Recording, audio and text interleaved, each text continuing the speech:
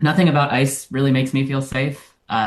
Just like a bunch of emboldened thugs coming into my community, ripping apart families, using deadly threats towards people with different political opinions, imprisoning children. Like that might surprise you, but it doesn't really inspire confidence in that organization.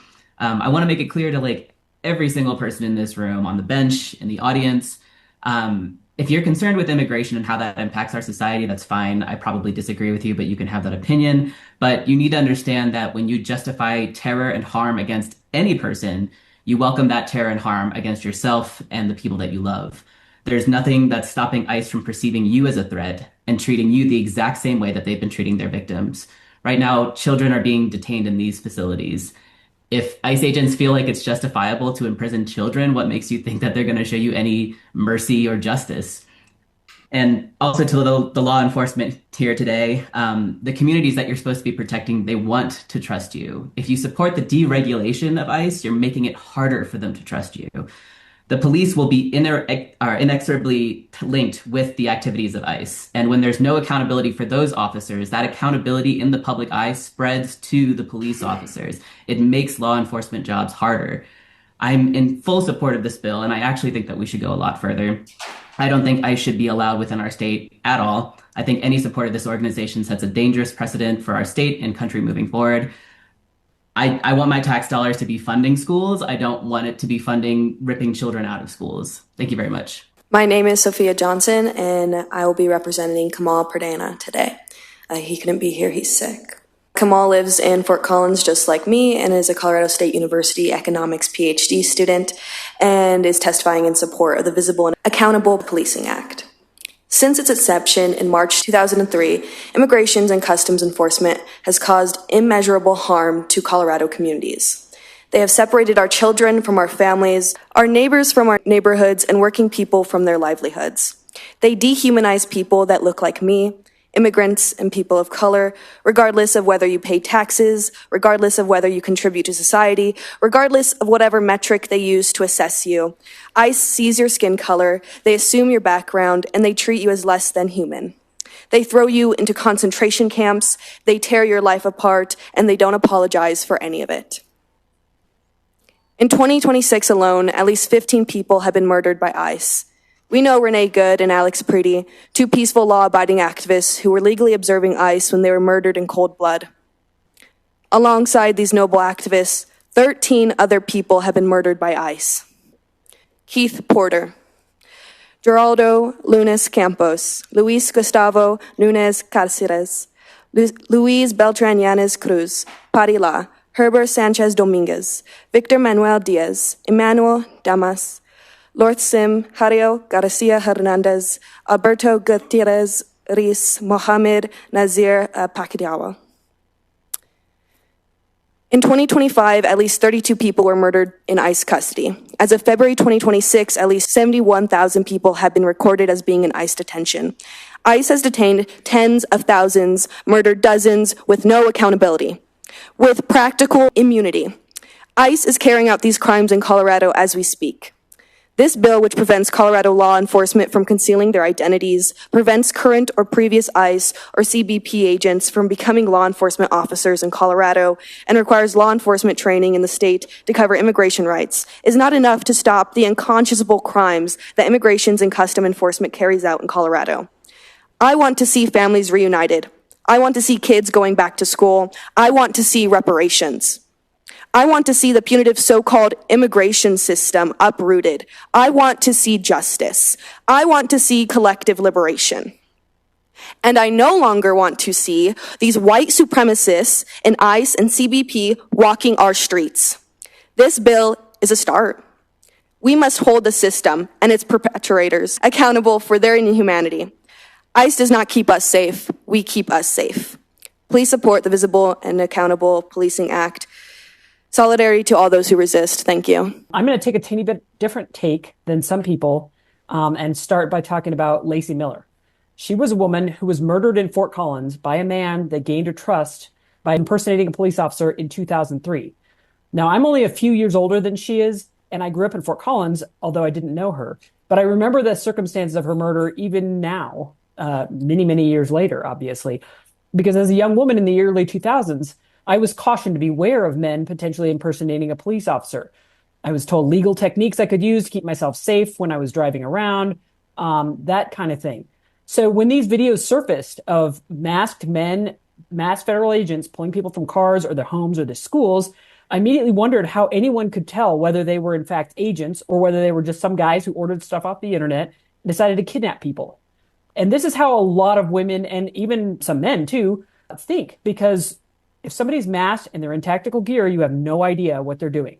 I think it's incredibly important to not have masked police officers or law enforcement officers, federal or otherwise. If I have a person who approaches me in any way masked with tactical gear, as a civilian, I do not know whether that person is intending to attack me, whether they are a federal agent and I'm facing a federal felony by not paying attention to what they're doing, or whether I should take every means possible to defend myself. And this is true for everyone, immigrants or natural born citizens or anyone who looks anyway.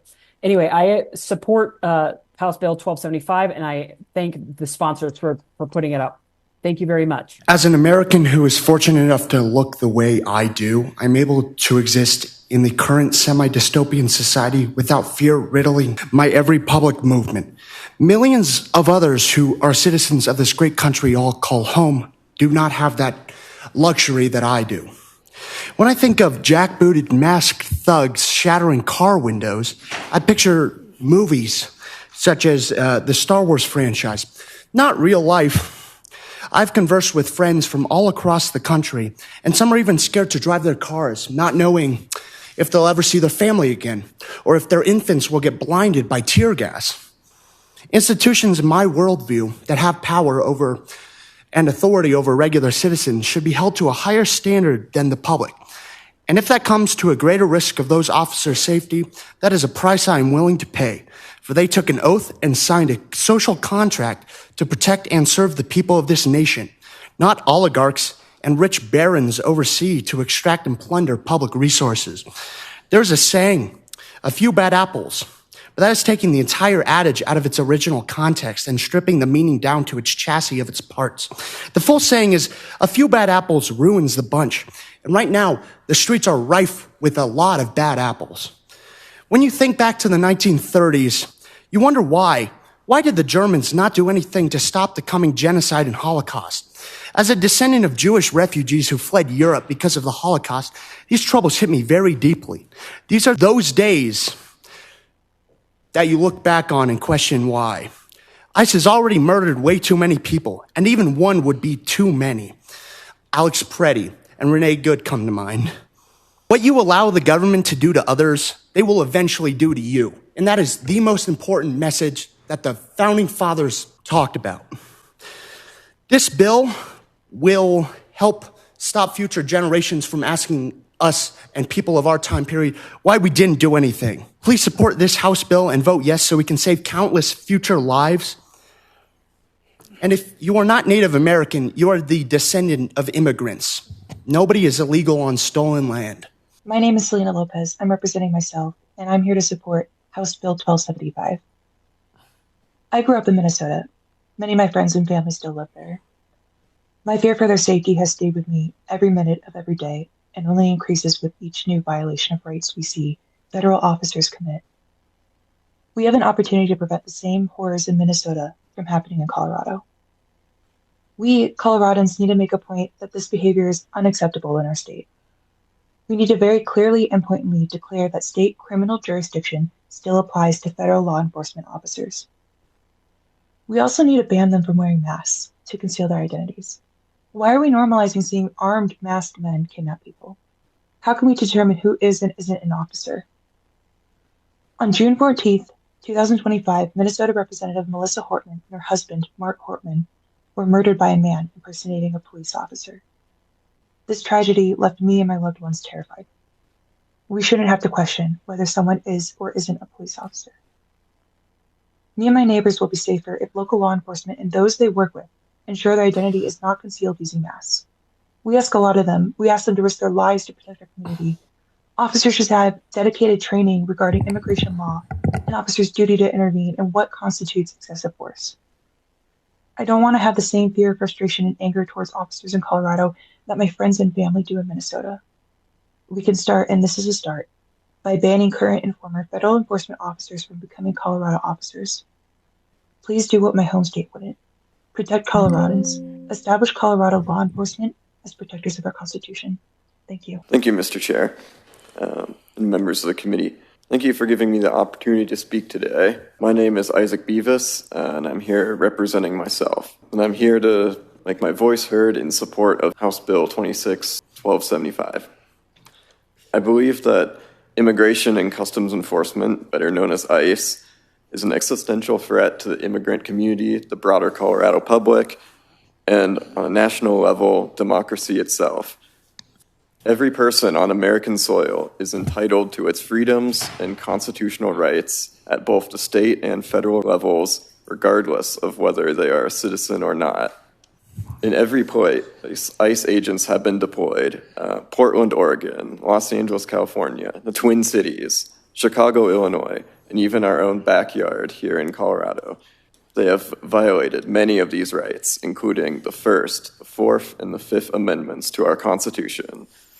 I believe that ICE as an organization should be abolished entirely, and I would go so far as to say that it should never have been created in the first place. However, it is here to stay for the time being, so we as Coloradans need to band together and stop the illegal actions of ICE. And that is why I am here testifying and urging you to vote yes on this bill.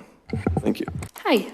Thanks for having me speak today. We need to pass this bill to give safeguards to our most vulnerable, which these days can look like any of us. I don't want my community police officers hiding behind masks within a group of ICE officers committing unconstitutional infractions. However, if unmasked body cam wearing Colorado peace officers are on the scene, I would feel safer in the community. Also because of a mandate to intervene. Maybe before it is too late. I want them protecting my neighbors to the best of their ability using consistency across the board. And finally, I would not want the officers who put 10 bullets in Alex Preddy's back to be hired for police duty in Colorado. That would be my main ask. Hello, thank you for having me here. I'm representing myself. I am a student of Colorado State University, and I urge that this bill should be passed. It is an act of harm reduction that is desperately needed. But I also am here to advocate that this bill does not go far enough. These detention facilities should not be hosted in our state in the first place. I have heard of the health situation at the Aurora Gia facility. It's abysmal that we are allowing this to happen. Mold grows on walls. Cold eats at people's skin. I've seen a woman who was sent to the Geo facility and she went in healthy, and when she came out, she was completely emaciated because of a lack of health care. Please pass this bill, but note that these facilities are nothing more than concentration camps that should be completely abolished. Thank you. I, as a citizen, proudly support the Visible and Accountable Policing Act. It is important legislation. Our current immigration system creates a climate of fear. Many immigrants live in terror of being targeted and killed by aggressive federal enforcement actions, particularly by ICE and Customs Border Patrol. This has led to tragic losses and serious civil rights violations.